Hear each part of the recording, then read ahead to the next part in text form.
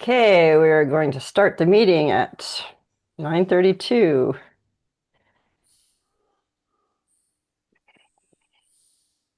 All right, so let's just get a quick recap of what we were working on. A few things. Jing did a blog on the MCP server that we're working on, and that was published. Jing, you want to share your while I write? Would you want to share your screen and show everybody the blog? Oh, sorry, I haven't got it. So let me just check here. Let me just check my history. It's published on I got it. Thursday. Oh, you got it. You got Thank it? you, All right. Steve. You gonna share then? Yeah. Yeah, I have it. Let me just very quickly. Where's the screen sharing? Hang on. I haven't used it for too long. Sorry, I'm trying to find out where's the option for sharing screen. It should be at the very bottom, and it's going to be Oh yeah, in between, right by the heart. Sorry. Just means you had a good Sorry. holiday, Jing. When you can't find the Yeah, I button, it means you had a good holiday. I see now. Yeah.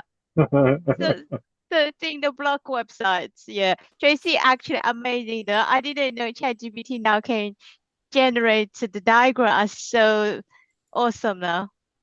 Yes, that was fun getting a diagram generated, but I do a little correction to it, but not too much. So it's out there. The reason why I bring this up is because if everybody could share it, let's get it pushed out there.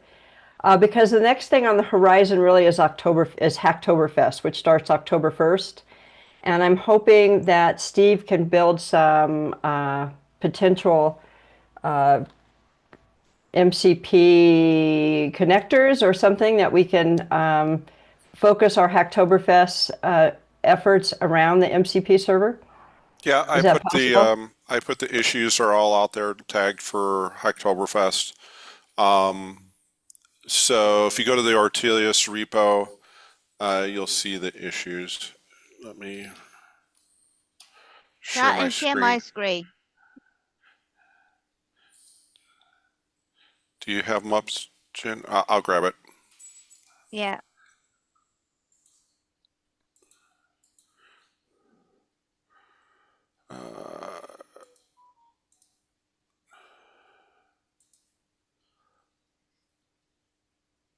Okay, you should see it now. And the Jing's blog, the link to Jing's blog is in the chat, and it's also in the docs. So I did go through, we already had some out there. And so I just added some with Hacktoberfest tags. There's a couple of them, like this one, we could probably close now at that level. We can wait until October 1st to close it, so Jing will get credit for it. That's a good idea, actually. Yeah. Thanks. So, and there's some other, there's one for the MCP architecture, which is kind of like the high level overarching, this one here. And have you marked I'm not looking because I'm writing, or have you tagged those as Hacktoberfest 2025? You just have to tag with Hacktoberfest. Okay, well, did you do that? Yes. Okay. So, a lot of these, I just put them out there as placeholders, so some of them don't have a lot of in-depth details yet, but between now and October 1st, I will get some more details behind all these. And some of these, like the Ortelius MCP, Brian Dawson pointed out that he's found another MCP that will allow you to generate MCPs. So you can MCP. yeah, and I have to find out which one specifically it is from him. But there are those types of things. He's online. Yeah. Yeah, here, I'll have to pull the specific name, Steve. All right, cool. Just, yeah, whenever you have a chance, just drop it to me. Okay. Well, if we could get it, I'll put it in this doc would be great. And other things like one of the issues was converting our CLI from Python to Go. One of the things when I was doing work for Los Alamos Lab was, especially in the GitLab world, because their actions are horrible. So what I found was any programs that were Go that you could install just using a simple curl command were ones I preferred over anything to have to do with setting up like Python libraries and stuff like that. It was a so much simpler install into the pipelines. Basically one command and you're up and running type of thing. So that was one of the things that we need to do is convert from Python over to Go. And to do that, I've already kind of tested it, was running that through, I can't remember if I used Gemini or Chat GPT to do the conversion of the Python code to Golang. But there's a lot of stuff we can now leverage with the AI capabilities out there to get these things moved along pretty quick. Okay, so before we turn this into an architecture meeting. Yep. So we do need a blog for Hactoberfest, if anybody wants to take that on. There are previous blogs out there, so let me take over and share my screen. So let's look to see previous blogs. Here's Hactoberfest 2024. So basically what you got to do is update this image because every year they do another image. Here's all the getting started stuff, which doesn't change. It doesn't. Oh, I can't see anything. yeah. Oh, sorry. I thought I was sharing. So sorry. Okay. So here's the blog. And literally you can take this blog, change the dates, change this image. This stuff is all going to stay the same. This stuff will basically be the same because it's just this is just a iframe to our calendar. The only one that changes is this, to figure out which ones. And I think that what we should put in here, that we're going to focus on building out an MCP, a DevOps MCP server as part of our Hacktoberfest effort. And then Steve has those, he lists them. So basically what I do is I just copy them and put them in this doc and we're ready to go. This has got to get over to Roxanne in the sooner than later. We can't wait till October 1st because she's got to submit it through the CD Foundation as well. So we need to get a blog like this over to her, and that's why Steve's got to get the issues. But if he's got the issues and they have a description, then we're kind of halfway there. So I will create an issue out there if anybody wants to take it on. We can do what we're doing for Jing, and you can do the blog, and we'll accept it during October, even though we'll publish it sooner. So you can get a jump on it. Yeah, Trish, yeah, I will take that. So Great, super. All right. Let me go ahead and create the issue real quick. And just Yeah. assign it to Arvin. Yep. yeah, let me know once you create those issues, then I will update the blogs as soon as possible. Yeah, super easy. Once Steve has the hardest part is finding the DigitalOcean's most recent version of the image, and then make sure on the registration on how to get registered, you have the new links for the 2025 because they change it every year. Easy enough though. Okay. Okay, the other thing that we were working on before we all took some time off is the Job Seekers webinar. And I was supposed to reach out to a company by the name of, shoot, what was that company I was supposed to, Swoop.ai. Okay, they have never responded to me. I have emailed them, I have opened support tickets. I have done absolutely everything, and I've had no luck whatsoever getting them to say, yeah, we'd be happy to do a demo for your group. So I think if we want to do that, what we should do is have somebody step up and just do a demo of swooped.ai. We don't have to have somebody from the organization. It looks fairly straightforward. So if anybody wants to take that on, we can create that as an outreach issue, and we can include that as a Hacktoberfest issue as well. I have an account for Swooped, so I could probably do that since I already have majority of the stuff in place. Okay, that would be good. I'm sorry, what? I don't have the background. What are we? Oh, Swoop.ai is an AI job hunting solution. Yeah. Yeah, it helps tailor your resume to match up with the job. Ah, right. Okay. So considering that we will have Hacktoberfest we're working on in October, we're already at I don't think we want to try to do a webinar before the end of this month. It's just too short to advertise it. Why don't we do it as in early November? And what I will probably do is just pre-record the demo. My dog wants out. I have to let her out. She's fine. Oh, she's crying. She's sitting here staring at me. Yeah, because she wants out. Poor thing. See, there she So is. is everybody okay with the November, like an early November job seekers webinar? That makes sense to me. Okay. And I'll like I said, I'll pre-record it, so we can do it whenever we want to run it. Okay. So that way I don't have to do it live because that gets a little tricky.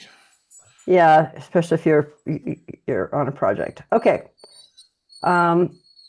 We need to start talking about our website and messaging on the website. I am going to run I hope I can do this if I share. I'm going to show you a YouTube video that I did for the U.S. Air Force Platform 1, which is their version of GitLab for Deploy Hub. And I'm doing this because I want to get, because I've been working on messaging for Deploy Hub, and Ortelius should follow suit to some level. Let me find it.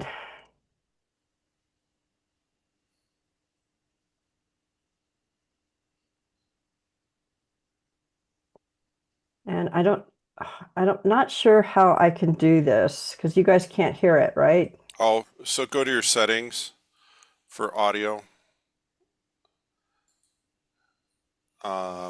And you have to say share your computer as well. Okay, so I go to my audio settings over here and I say Under advanced. No, where did it go?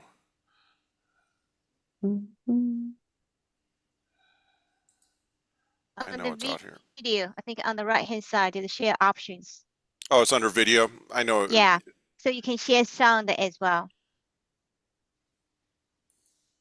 Is it under video settings or when I just do share? Yeah, just do share, and then on the right hand side, then you can see the share option down Share there. sound. Yeah. I knew it was out there somewhere. See, look, before you couldn't even find the share option, and now you're the share expert. All right, let's see if this works. Can you guys hear that? In today's open source vulnerabilities are weapons. So go full screen. Hackers can.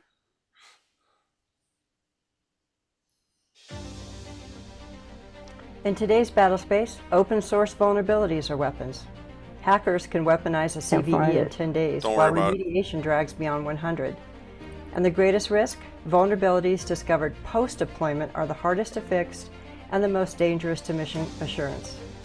With OSS in 98% of code bases and more than 10,000 new vulnerabilities reported every quarter, the DoD must shift to continuous detection and response to minimize exposure and stay mission ready. Both government and industry spend over $1.4 million and 23,000 man-hours annually chasing vulnerabilities. Imagine a world where open source vulnerabilities running in live DoD environments are instantly detected and patched in under 10 days, not months. This is the mission of DeployHub, delivering the speed, automation, and resilience needed to keep mission-critical software secure. DeployHub delivers continuous real-time detection of post-deployment vulnerabilities without running on live endpoints. By creating a digital twin of every release, the DeployHub Evidence Store collects SBOMs and deployment metadata, then synchronizes scans against OSV dev every 10 minutes to catch new CVEs and their blast radius. This enables rapid remediation, reducing response times from months to days, and hardens DoD software assets against evolving cyber threats. Unlike traditional software composition analysis tools that only scan at build time, DeployHub continues scanning after release. It integrates directly into CI/CD pipelines via a low-impact command line interface. DeployHub is at TRL 8 and aligns with the Cybersecurity Profile Team focus area. It directly supports the OUSD R&E Advanced Computing and Software Roadmap and the Edge Systems Challenges and Opportunities Roadmap, delivering on the goal of hardening edge devices against both known and unknown cyber threats. At its core, DeployHub leverages Ortelius, an open source project incubating at the Linux Foundation under the Continuous Delivery Foundation, ensuring transparency and interoperability with broad community support.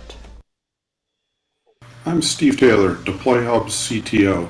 Let's take a quick dive into DeployHub and how it handles post-deployment vulnerability management. First, we're going to take a look at a couple of constellations of satellites. And as part of this constellation, we can see that there's many satellites that are associated with it. Also, we can see that there is one commercial GPS application that are running on these different satellites. So back on August 23rd, we had no critical or high-risk vulnerabilities. And what it looks like today, we'll go back to our environment. We're going to select 4BE and run our report, generated without having to do any scanning of the satellite itself. Because we have the digital twin, we are able to generate this report and give us the details about the current vulnerabilities in our scans.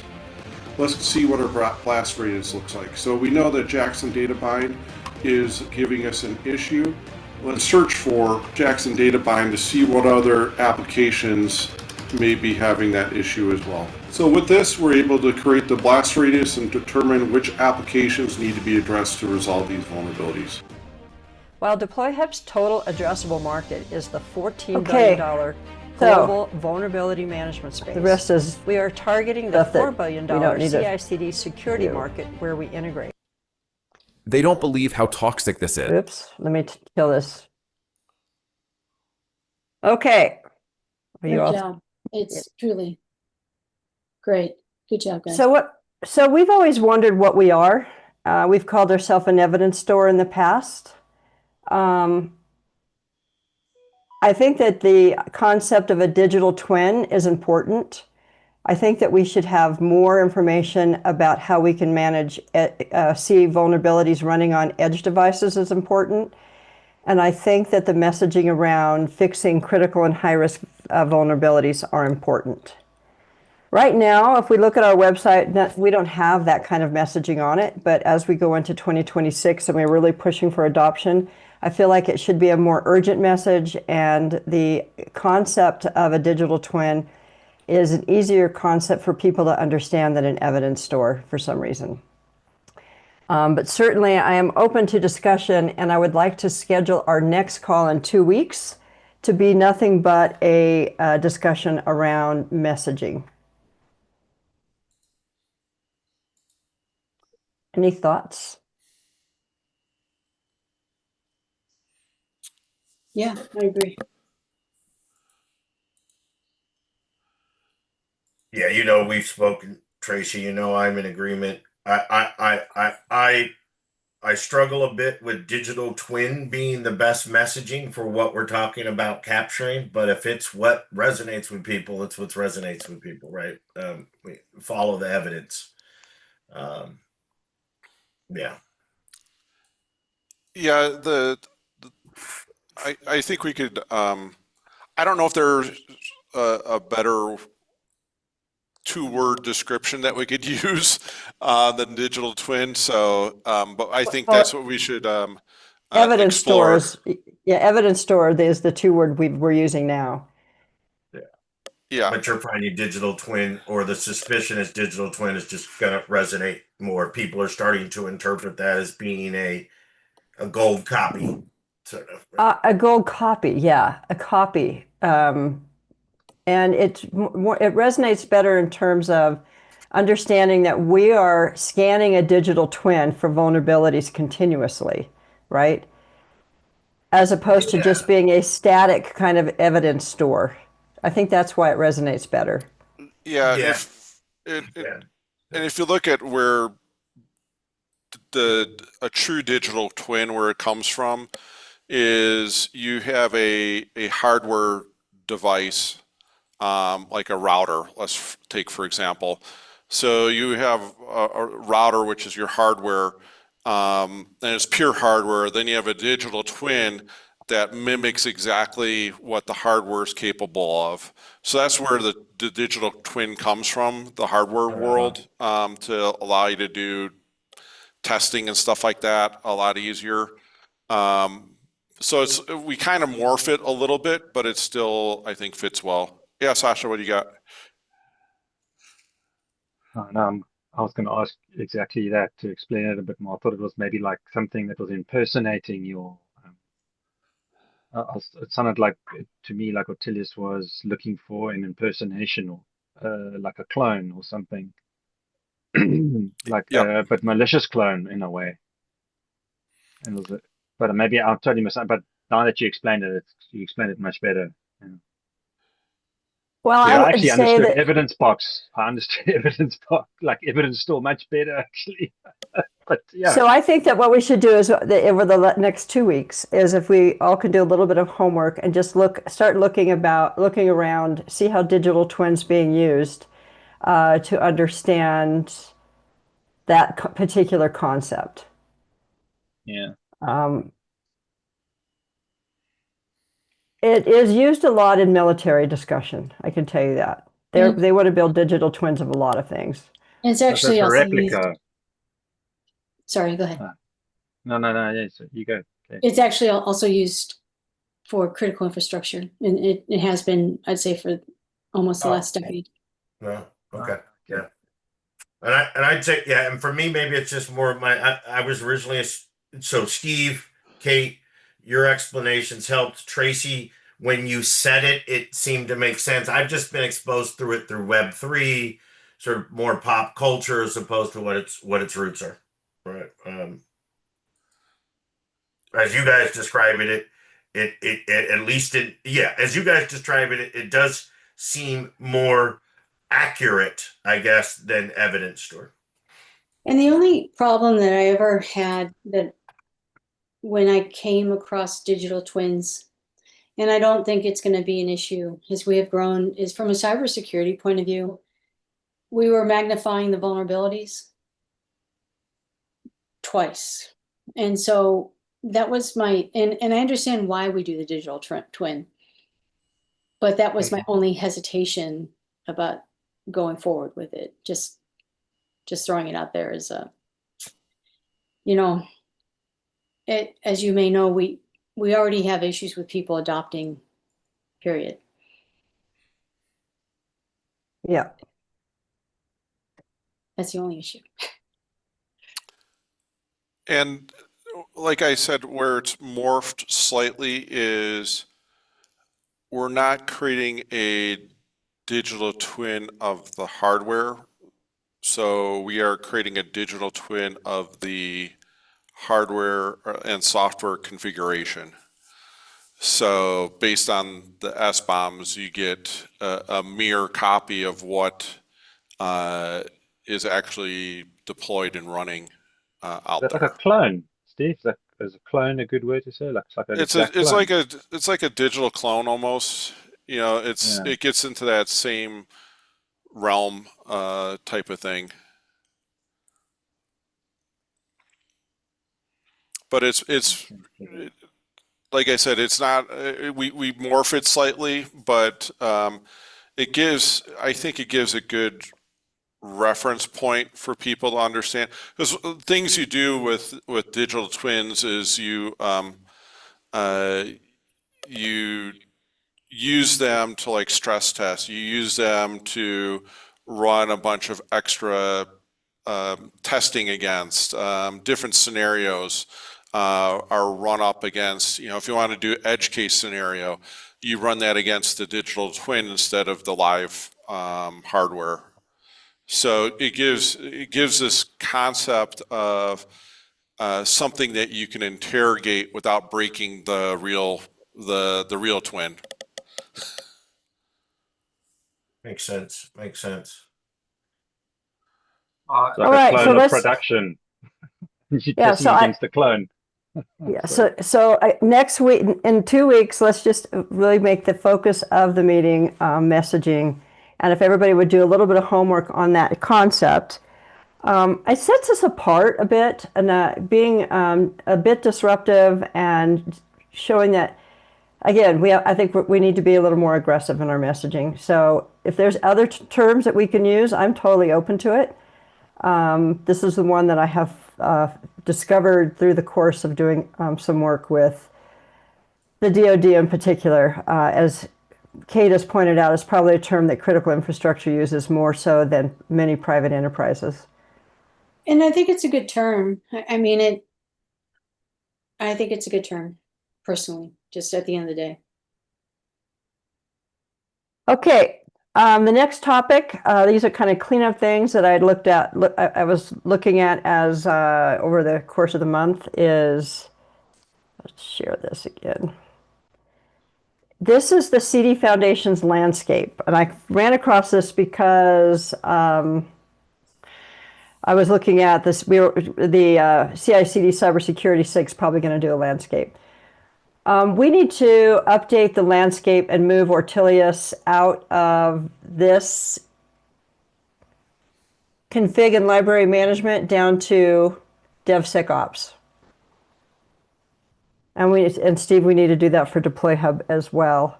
Okay. So I'm not sure. I don't think it's that hard to update where you want to be listed. We just need to take us out of that. We're in a weird place. We shouldn't be in there. We should be in the DevSecOps group with Encore and SigStore and SNCC and SysDig. That's really where we belong.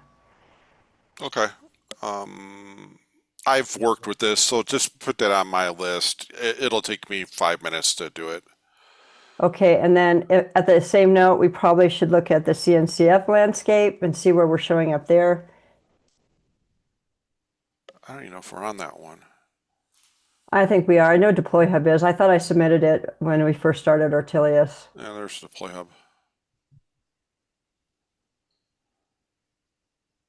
And we're in app definition and development. So we need to get out of there too. At the point in time, I don't even think there was a security category. Maybe an observability and analysis. We need to find out where SNCC is in this and put ourselves where SNCC is. Okay. Well, let me So SNCC is let me do they have the SNCC's in provisioning. We are not a provisioning tool. Why would they put themselves there? that's bizarre. Yeah. The CNCF one is a bizarre landscape. It's so hard. It's just. It may just stay where it is because there's not a lot Well, of we'd be better off to options. do. We'd be better off to be over here with. Oh, there's Ortelius under continuous integration and delivery. Yeah. API gateway. Container runtime. You'd think they'd have a security group in this massive thing. What's this? Registries. They just Provisioning, security, and compliance over in the left. Do we, You see that, Brian? I yeah, don't right see it. above column that's right. yeah. Oh, right here. Yeah. Yeah, that's where we should be, Steve. Okay. Let's put us in there. Put both of them. Yeah, but yes, but both of them. Yeah, we should definitely be where in Toto is. Okay. I don't see Kasari here. Continuous optimization, canvas engineer. Voss is here though. Anybody see Guac or Kusari in here? There's a search. Oh, let me up see. above. There is a search. Yeah, landscapes. Yeah, these interesting. Oh, they're not in there. That's kind of crazy. They probably don't know about it. I would be surprised, but Did maybe you not. search Kasari? Yeah, Okay. they're a member. I can't see where they're grouped in. I wonder if Control F with. I guess projects and products. So there's projects and products, and then there's members, and so they show up in members as a silver member. So there you go. They don't have it. They don't have it in there as a product. Interesting. But we should. So yeah, Steve, if you could move Deploy Hub and Ortelius over into security and compliance, that's going to be a better spot. Okay. And then do the same thing for the CDF landscape as well. Yeah, I'll do the CDF one first. That's the easiest one. Do we have a landscape in the OpenSSF? Yeah, we do. And let's see if we can put Ortelius in here. There's the play. Oh, yeah, because they only doing it for members. It's weird. SigStore has something.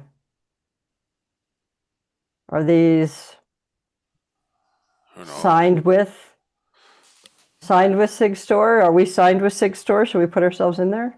Yeah, we are. And then we should put ourselves in there. Yep, both Ortelius and Deploy are signed with. Okay, well, let's do that. Yeah, Tecton and ShipWriter in there. So yeah, we should be in there. And if we do any integrations at any level, we should put ourselves there. I don't know how SigStore got their own. All I can say because is Jim Zimmerman likes them. Yeah, I know. Well, a lot of people like them though, and I think that Dan Lorick has done a very good job of taking this advantage of and building around the CNCF and the Linux Foundation, and we can learn from it. Okay.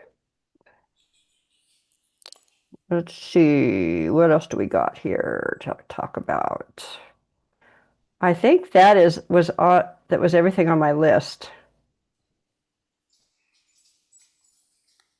Okay. Steve will do updates to the CNCF landscape, OpenSSF landscape, and the CDF.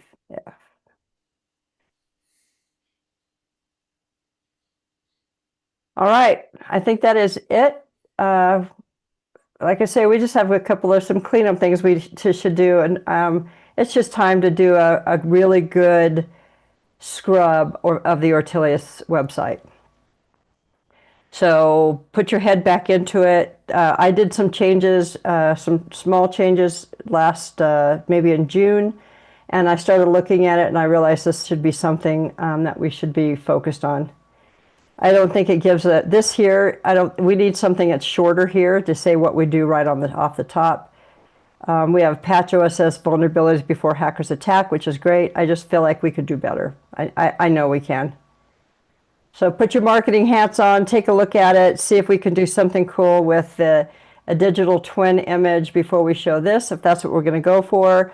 Or we need to have something that shows what we are right off the bat, how we're different and what we're doing, which we don't do here.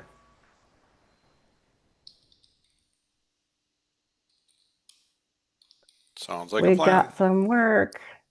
All right, anybody else have anything in particular they'd like to chat about that I didn't cover?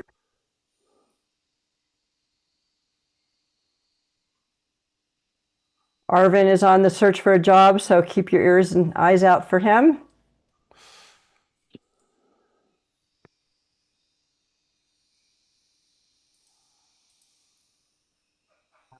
All right, then we will give you all your 20 minutes of your day back, and I'm looking forward to our next discussion on messaging. I think it will be a good one. Hey, Trace, could you hang on a second? Yeah, no problem. Okay. All right, thanks Cool. everybody.